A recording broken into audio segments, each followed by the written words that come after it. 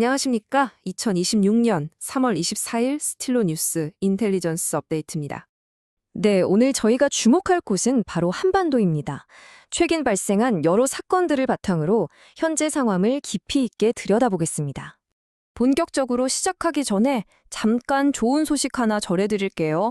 저희 스틸로 뉴스를 지원하는 프로웨이브 AI가 벌써 1주년을 맞았습니다.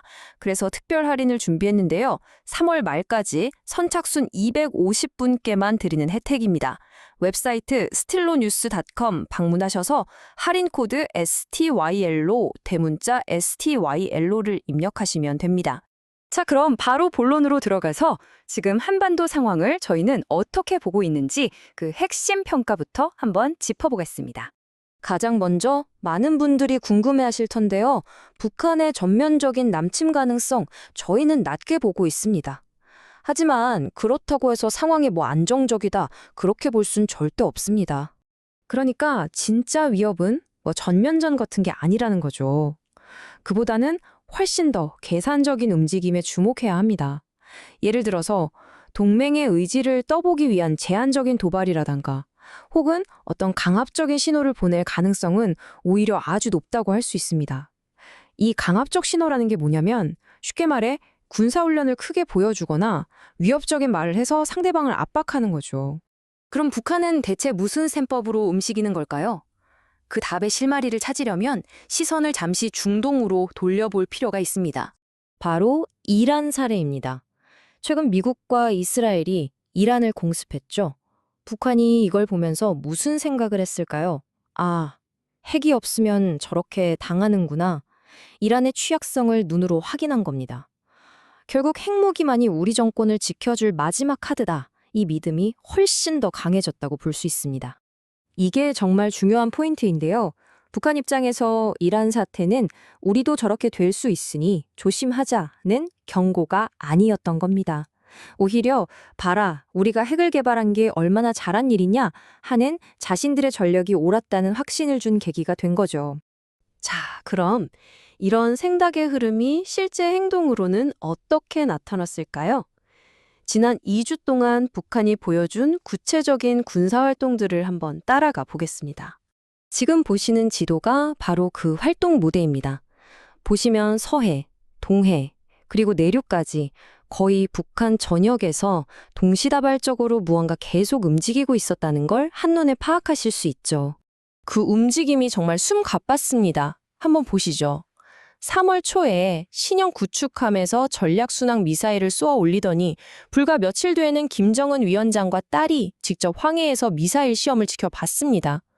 거기서 그치지 않고 전술핵을 쏠 수 있다는 600mm 방사포 훈련을 하고 가장 최근에는 신형 탱크까지 동원한 훈련을 공개했죠. 이건 그냥 이것저것 보여주는 게 아닙니다. 재래식 무기와 핵무기 능력을 동시에 과시하면서 의도적으로 긴장을 고조시키는 명백한 패턴을 그리고 있는 겁니다. 그런데 북한이 이런 행동을 혼자서 하고 있는 걸까요? 아닙니다. 이들의 뒤에는 점점 더 끈끈해지는 국제적 관계가 자리 잡고 있습니다. 일종의 반미 연대라고 볼 수 있는데요. 그 중심에 바로 러시아가 있습니다. 북한이 우크라이나 전쟁에 쓸 포탄과 미사일을 러시아에 보내주고 있죠. 이건 그냥 주는 게 아닙니다. 그 대가로 경제적 지원을 받거나 어쩌면 더 민감한 군사기술까지도 넘겨받을 수 있다는 계산이 깔린 아주 철저한 거래 관계인 셈입니다. 그리고 숫자도 한번 보시죠.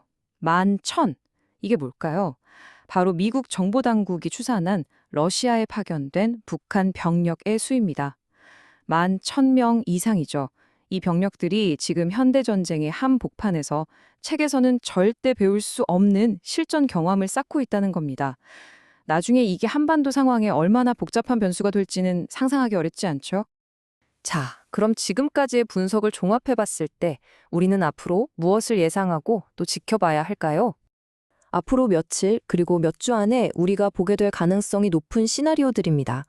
먼저 단거리 탄도미사일이나 순항미사일 발사는 계속될 겁니다. 기술을 더 다듬어야 하니까요.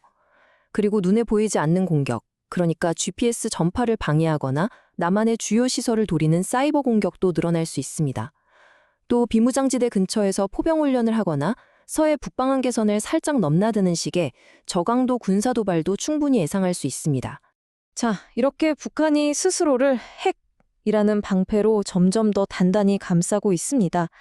그럼 이제 한반도에서 통용되던 기존의 게임의 룰은 어떻게 바뀌게 될까요? 이것이 바로 오늘 저희가 여러분께 던지는 질문이자 앞으로 우리가 함께 풀어가야 할 숙제일 겁니다. 오늘 다룬 내용에 대해 더 깊고 상세한 분석이 궁금하시다면 저희 스틸러 뉴스 인텔리전스 업데이트 팟캐스트를 꼭 들어보세요. 지금 보시는 영상 설명란에 바로 가실 수 있는 링크가 있습니다. 오늘 업데이트는 여기까지입니다. 함께 해주셔서 감사합니다.